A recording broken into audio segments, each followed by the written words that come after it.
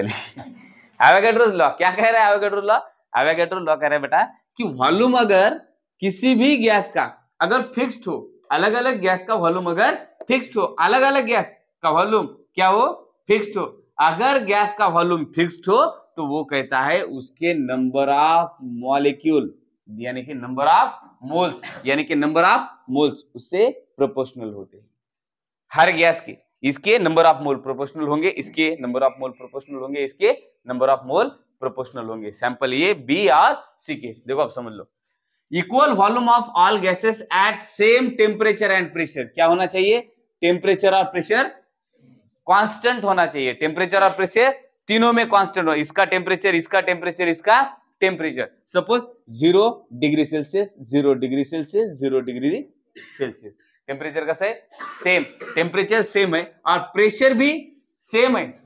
1 atm, 1 atm और 1 atm तीनों का प्रेशर भी सेम है, यानी टेम्परेचर भी कांस्टेंट है, प्रेशर भी कांस्टेंट है। अगर टेम्परेचर कांस्टेंट है और प्रेशर कांस्टेंट है तो एवोगैड्रो कहते हैं कि तीनों के वॉल्यूम प्रोपोर्शनल होने चाहिए नंबर ऑफ मोल से। तीनों के वॉल्यूम प्रोपोर्शनल होने चाहिए नंबर ऑफ मोल से। यानी अगर वॉल्यूम घट गया, देखो अब अगर वॉल्यूम घट गया, दबाया हमने, प्रेशर बढ़ाया, देखो ये पिस्टन में प्रेशर बढ़ाया, इसको दबाया, अब तो गॅस का वॉल्यूम घट गया ना, गॅसचा वॉल्यूम कमी झाला ना। आता मग वॉल्यूम कमी झाला, नंबर ऑफ मोल सुद्धा कमी व्हायला पाहिजे। नंबर ऑफ मोल भी कम होने चाहिए। वॉल्यूम कम, नंबर ऑफ मोल कम। देखो वॉल्यूम कम, नंबर ऑफ मोल कम, वॉल्यूम ज्यादा, नंबर ऑफ मोल ज्यादा। देखो equal volume of all gases at same temperature and pressure should contain equal number of molecule. क्या कहते हैं? इक्वल नंबर ऑफ मॉलिक्यूल होते हैं अगर वॉल्यूम कैसा हो? सेम वॉल्यूम हो सभी गैसेस का। देखो अब एग्जांपल के लिए आपको और समझाता हूं। टोटल नंबर ऑफ एटम और molecule of gas is directly proportional to volume. Total number of atoms और मॉलिक्यूल, गैस में जितने भी एटम्स है या फिर मॉलिक्यूल्स है वो प्रोपोर्शनल है किसको? वॉल्यूम को, है ना। तो नंबर गैस में एटम्स और मॉलिक्यूल कितने होते हैं? किसी भी सैंपल में मानो कि एटम्स और मॉलिक्यूल कितने होते हैं? Number of mole, Avogadro's number. और Avogadro's number is nothing but mole, nothing but mole. यानी कि क्या कह रहे हैं? Total number of mole, total number of mole of gases directly proportional to volume. Total number of mole directly proportional, total number of mole, number of mole directly proportional to volume, number of mole directly proportional to volume. तो number of mole n directly proportional to volume v। मगर sample A के लिए मैं कहता हूं v1, volume कितना है? v1, तो नंबर ऑफ मोल कितने होंगे? n1। सैंपल बी के लिए v2 directly proportional to n2, क्योंकि उसका नंबर ऑफ मोल n2 लिया है हमने। तीसरे के लिए v3 directly proportional to n3 ... v4 directly proportional to n4। अगर 4 सैंपल लेंगे तो बेटा अगर volume v1 directly proportional to n1 number of mole, okay. Volume कभी भी कांस्टेंट रहता है टेम्परेचर और प्रेशर जब कांस्टेंट रहता है तो वॉल्यूम डायरेक्टली प्रोपोर्शनल रहता है नंबर ऑफ मोल से। अगर नंबर ऑफ मोल से कांस्टेंट है, अगर मैं इक्वल लेना चाहूं तो प्रोपोर्शनलिटी का चिन्ह जो साइन है हटा दूंगा। तो हटाने के लिए क्या लेना पड़ेगा? कांस्टेंट लेना पड़ेगा, कोई भी कांस्टेंट लेना पड़ेगा। मैंने लिया कांस्टेंट के, कांस्टेंट के समझा, टाइम लगते लेकर समझने के लिए जरा होना चाहिए। के कांस्टेंट हटाने के लिए लगेगा इक्वल टू के बाद लिया मैंने n, तो मतलब होगा v1 k n1। सैंपल 2 के लिए v2 directly proportional to n2। अब प्रोपोर्शनलिटी को हटाना है, लेना पड़ेगा equal R K, v2 is equal to k n2। Sir k को क्यों नहीं लिख रहे आप n1 n2? के को भी लिखना चाहिए n1 n2। के क्या है? कांस्टेंट है, प्रोपोर्शनलिटी कांस्टेंट, और कांस्टेंट को नंबर में डिफाइन नहीं किया जा सकता, कांस्टेंट कांस्टेंट होता है। ओके, तो देखो अब दोनों को अगर देखेंगे, ये सैंपल ये और बी के लिए, तो मैं लिखूंगा V1 upon N1 is equal to K, V2 upon N2 is equal to K, V3 upon N3 is equal to K, V4 upon N4 is equal to K। जितने सैंपल एग्जांपल में दिए उतने sample is equal to K। यानी कि क्या बन गई बात, volume upon number of mole is equal to K, V by N is equal to K, V by N is equal to K। समझ में आ गया? ओके, तो अगर दो सैंपल दिए, देखो अब अगर मेरे पास कितने सैंपल है, दो सैंपल है, एवोगैड्रो क्या कर रहा है, कोई भी सैंपल अगर हो और प्रेशर और टेम्परेचर कांस्टेंट हो, क्या हो, प्रेशर और टेम्परेचर कांस्टेंट हो, अगर टेम्परेचर और प्रेशर कांस्टेंट हो किसी भी गैस के लिए, P एंड T कांस्टेंट, क्या होना चाहिए, कांस्टेंट होना चाहिए। सपोज 0 डिग्री सेल्सियस टेम्परेचर है मेरा, हाँ, और प्रेशर कितना है, 1 atm है 1 atm, या फिर उसको बार में भी लिखा जा सकता है, पास्कल में भी लिखा जा सकता है। ओके, अगर ऐसा यूनिट में जाओगे तो 0 डिग्री सेल्सियस 1 atm, तो वो कहता है कि किसी भी गैस का वॉल्यूम नंबर ऑफ मोल से प्रोपोर्शनलिटी में।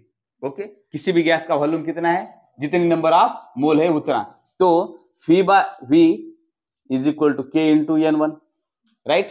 तो ये बन गया V1 upon N1 is equal to K। मगर अगर दो सैंपल दिए तो मैं लिखूंगा V2 is equal to K N2, right. क्यों, क्योंकि V2 भी प्रोपोर्शनलिटी में है नंबर ऑफ मोल्स के। ओके, तो यहां लिखूंगा V2 upon N2 is equal to K।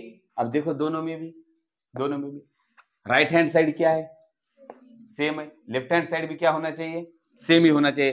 तो लिखूंगा V1 upon N1 is equal to V2 upon N2।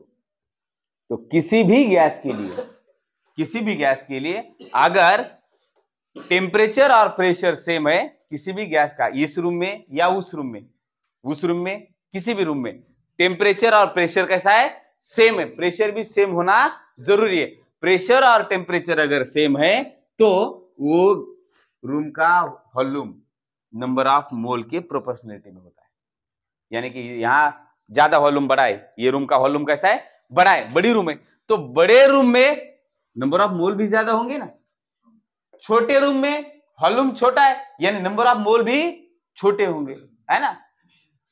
समझ रहे हो बात को? ओके देखो, अगर मैं कहूं ये कंटेनर है मेरे पास, फिटेड है, ओके, कंटेनर है और फिटेड है, तो इसमें कोई गैस है X, क्या है, X गैस है। तो X गैस के मॉलिक्यूल भी है ना इसमें, अभी मैं बड़े बड़े निकाल रहा हूं, इतने बड़े होते हैं क्या मॉलिक्यूल गैस के, नहीं, मगर गैस के मॉलिक्यूल कैसे होते, रैंडमली मूवेबल होते, कैसे होते, रैंडमली मूवेबल, है ना, hindering here and there. Okay, और इंटरमोलिकुलर स्पेस बहुत ही ज्यादा होता है ना। तो देखो अब अगर हमने इसी कंटेनर को क्या किया, सेम कंटेनर है मगर इस पर पिस्टन लगा दिया, पंपाला असते पिस्टन बघा, पंप आपला पिस्टन असते, आपण दाबतो आणि हवा पुढे जाते, बरोबर। पिस्टन लावलं आणि त्या पिस्टनने ह्या सगळ्या मॉलिक्यूलला दाबायला सुरुवात केली। पिस्टन क्या कर रहा है, इसको दबा रहा है, यानी कि वॉल्यूम में क्या कर रहा हूं, कम कर रहा हूं, घटा रहा हूं, वॉल्यूम घटा रहा हूं। देखो, तो ये सभी नंबर ऑफ मोल्स चिपक गए, समझ रहे हो, हाँ या ना, यानी वॉल्यूम घट गया, वॉल्यूम घट गया, तो वॉल्यूम घटने की वजह से उसके नंबर ऑफ मोल भी घट जाते हैं, ऐसा कहना आपके प्यारे एवोगैड्रो का है। कौन से साल में, 1811 में। ओके, बात समझ में आ गई।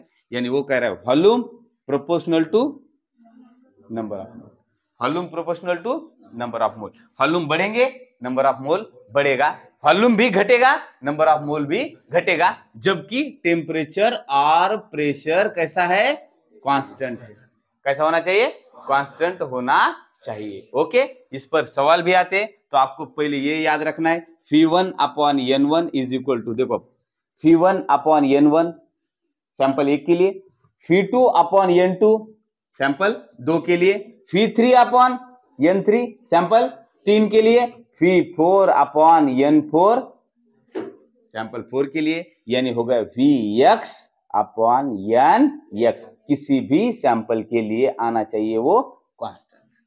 इसकी वैल्यू, इसकी वैल्यू, इसकी वैल्यू, इसकी वैल्यू कैसे आनी चाहिए? कांस्टेंट आनी ही चाहिए। अगर आती है तो ही ओबे करेगा आपके प्यारे अवोगाड्रो का लॉ। ओके, बात समझ में आई? चलो पॉज।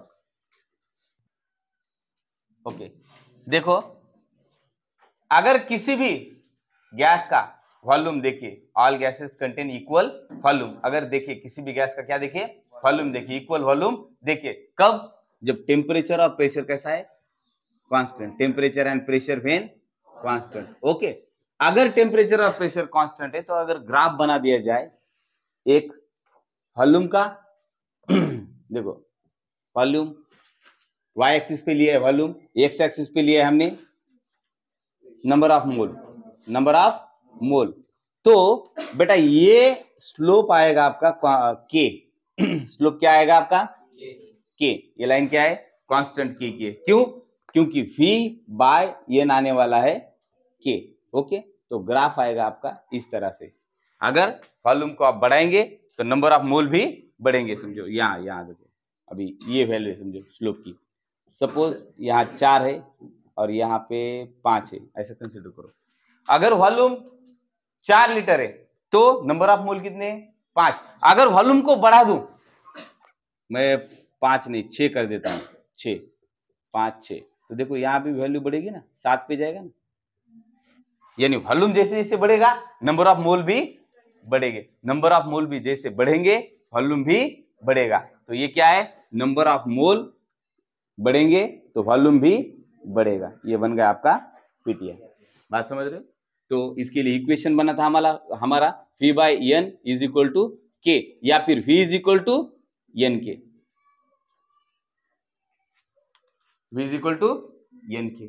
V नको, V नको, अब V क्या है मुझे तो नहीं पता है, आप आपका देखो, n के तो मैंने लिख दिया, बस पॉज करो। When pressure and temperature is constant, जब क्या बना था बेटा? प्रेशर और टेम्परेचर कांस्टेंट था, तो इक्वेशन बना था V directly proportional to n, यानी कि V by n is equal to k, V by n is equal to k, यानी कि V by n is equal to constant, V by n is equal to constant, V by n constant है। अब ये relate करता है Avogadro's law, Avogadro's equation, Avogadro's equation relate करता है, साम्य दाखवते, सिमिलरिटी दिखाता है किससे? आइडियल गैस इक्वेशन से। अब देखो आइडियल गैस इक्वेशन क्या है, किसी को पता है? Ideal gas equation PV is equal to nRT, क्या है? PV is equal to nRT है ideal gas equation. PV is equal to nRT, देखो इससे रिलेट कर रहा है ये इक्वेशन, अभी दिखाता हूं मैं। V is equal to nRT, ये P को इधर भेज दो, upon P, nRT upon P। अब देखो RT अपॉन P क्या है? R क्या है? Gas constant. R क्या है?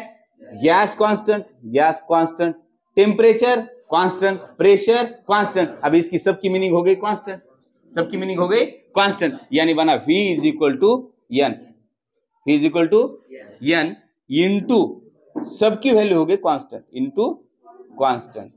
अब देखो V by n is equal to constant, V by n is equal to constant बना, सेम है एवोगाड्रोस लॉ इक्वेशन, सेम है किससे? आइडियल गैस इक्वेशन से। ओके, समझ में आ गई बात? ओके, कभी कभी एग्जाम में पूछा जाएगा कि आइडियल गैस इक्वेशन किससे रिलेट कर रहा है, बॉयल्स लॉ। ओके, ऐसे लॉ दिए जाएंगे तो आपको समझना है एवोगाड्रोस लॉ। ओके, अब देखो इस पर सवाल क्या आने वाले बेटा? सवाल बहुत ही आसान आने वाले हैं। अब एक सवाल जो कि आया था, चलो सवाल देखो, एक सवाल पूछा गया था 1 मोल ऑफ हेलियम गैस, सवाल था 1 mole of helium gas, helium gas का कितना mole? 1 mole, fills up an empty balloon, कशात भरलाय? खाली फुगे में फिलअप किया गया है empty balloon to volume of 1.5 litre, कितना वॉल्यूम बना? 1.5 litre. What would be volume of balloon, balloon का वॉल्यूम क्या होगा if additional 2.5 if additional 2.5 mole of gas is added, gas का वॉल्यूम क्या होगा जबकि एडिशनल मोल उसमें ऐड कर दिए है। देखो अब सवाल को देखो, लिखो मत, पहले इधर देखो पूछा क्या गया है, इसके आंसर भी क्या थे देखो, A B C D, option क्या थे? 5.25, 6.25, 3.5, 1.5। समझ लो सवाल को, देखो 1 mole of helium gas filled up empty balloon, empty balloon में हेलियम का गैस फिलअप किया गया है तो वॉल्यूम बना 1.5। ओके, तो मुझे सबसे पहले बताओ N1 क्या होना चाहिए? N1 1 मोल, N यानी नंबर ऑफ मोल, कितने मोल है? 1 मोल है बेटा, कितने मोल है? 1 मोल है। तो अगर 1 मोल गैस फिलअप किया गया है तो वॉल्यूम कितने मोल बना? वॉल्यूम 1.5 लीटर, तो इसको कहो V1। बाद में what would be the volume of balloon if additional, कितने additional volume number of mole add किए गए? N2, कितने? 2.5। ओके, मगर नहीं है N2, ये नहीं है N2, ये नहीं है, ये देखो N2 ये क्यों नहीं है? क्योंकि 1.5 सॉरी 1 मोल तो पहले था, 1 मोल पहले था, इनिशियल 1 मोल था, उसमें ये बोल रहे कि ऐड किया गया और कितना? 2 पॉइंट, तो फाइनल कितना बना मोल? देखो 1 मोल प्लस बाद में ऐड किए गए 1.2 मोल, तो बन गए बेटा 3.5 मोल। कितने बन गए? समझ रहे हो, है ना? दोनों मिलाकर फाइनल मोल देखना पड़ेगा, तो वो बने एक पहले और बाद में उसमें कितना ऐड किया? 2.5 ऐड किया, तो वॉल्यूम कितना बनेगा ऐसा उन्होंने कहा, तो V2 कितना बनेगा कहा है। ओके, एवोगैड्रो क्या कहता है? V1 directly proportional to N1, यानी कि V1 upon N1 is equal to K। ये लिखने की जरूरत है नहीं, आपको डायरेक्ट लिखना है। 2 सैंपल दिए, कितने सैंपल है? 2, एक तो पहला है, बाद में दूसरा मोल ऐड कर दिया है, 2 सैंपल दिए, तो आपको लिखना है V1 upon N1 is equal V2 upon N2 is equal to K। लिखने की जरूरत है नहीं। ओके, V1 कितना है बेटा? 1.5 डिवाइडेड बाय N1 कितना है? 1 मोल है, इज इक्वल टू V2 कितना है? पता नहीं, निकालना है, V2 निकालना है। N2 कितना है? 3.5, क्रॉस मल्टीप्लिकेशन करो। Okay, 1.5 into 3.5 is equal to 1 into V2, यानी कि V2। अब देखो मल्टीप्लिकेशन करके V2, 15×5 75, हाथ चले 7, 15×3 45, 45 से 7 52, 5.25 V2। ओके, तो कितने लीटर हो गया? 5.25 लीटर है ऑप्शन में, यस, ये हो गया आपका आंसर। समझ में आ गई बात? चलो लिख लो सवाल। देखो ये एवोगैड्रोस लॉ पर है, basically numerics. A tyre containing 10 mole of air, बेटा मोल आ गया यानी एन आ गया। Okay, 10 mole of air, air है, occupying the volume 40 litre, volume कितना बना है? 40, यानी V आ गया। ओके, आपको जब पढ़ना है सवाल तभी आपको डिसाइड करना कि क्या क्या आने वाला है। It loses half its volume, volume half हो रहा है बेटा, V/2 हो रहा है, हाफ हो रहा है, क्यों? ड्यू टू पंक्चर, पंक्चर के बाद वॉल्यूम कम हो रहा है, बढ़ नहीं रहा है, कम हो रहा है, यानी V2 की वैल्यू कम आने वाली है, V2 की वैल्यू क्या आने वाली?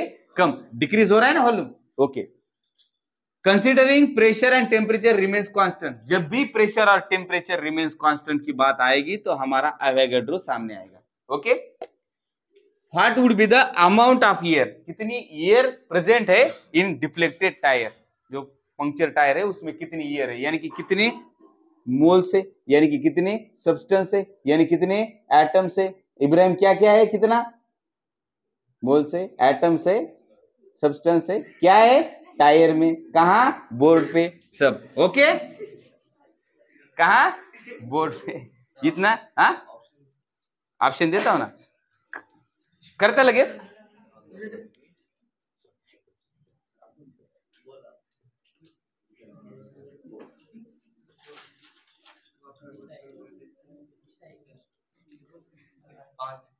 क्या बात है, बहुत बढ़िया, राइट, 110%।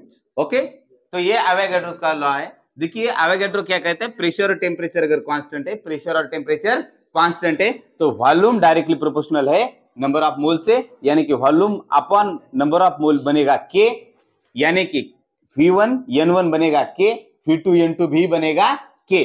तो अब गिवन क्या दिया है, अब देखो अभी यहाँ करता हूँ, गिवन क्या दिया है, देखो अभी नंबर ऑफ मोल दिए N1 कितने हैं, इनिशियल मोल 10, कितने हैं 10 मोल इनिशियल मोल है, तब उसका वॉल्यूम क्या था बेटा, वॉल्यूम V1 था उसका 40 लीटर, वॉल्यूम क्या था 40 लीटर। बाद में कहा है it loses half the volume, volume half होने वाला है, बाद में क्या हुआ, टाइम के बाद पंक्चर हुआ और वॉल्यूम हुआ हाफ, यानी V2 हुआ हाफ, तो इनिशियल पे हाफ, 40/हाफ is equal to 20 litre. Okay, 20 litre. तो उन्होंने कहा है प्रेशर और टेम्परेचर कांस्टेंट होने के बाद नंबर ऑफ अमाउंट कितना है, सॉरी अमाउंट ऑफ एयर कितना है, अमाउंट ऑफ एयर यानी amount of substance, amount of molecules, amount of number of moles. Okay, तो यानी कि हमें निकालना है N2, क्या कहा है एवोगाड्रो ने, V1/N1 is equal to V2 upon N2। V1 कितना है बेटा 40, N1 कितना है 10 इज इक्वल टू V2 कितना है 20, N2 पता नहीं, अब क्रॉस मल्टीप्लिकेशन होगा इसका, 40 into N2 is equal to 10 into 20, N2 is equal to 10 into 20 upon 40, N2 is equal to, ये कैंसिल हो गया,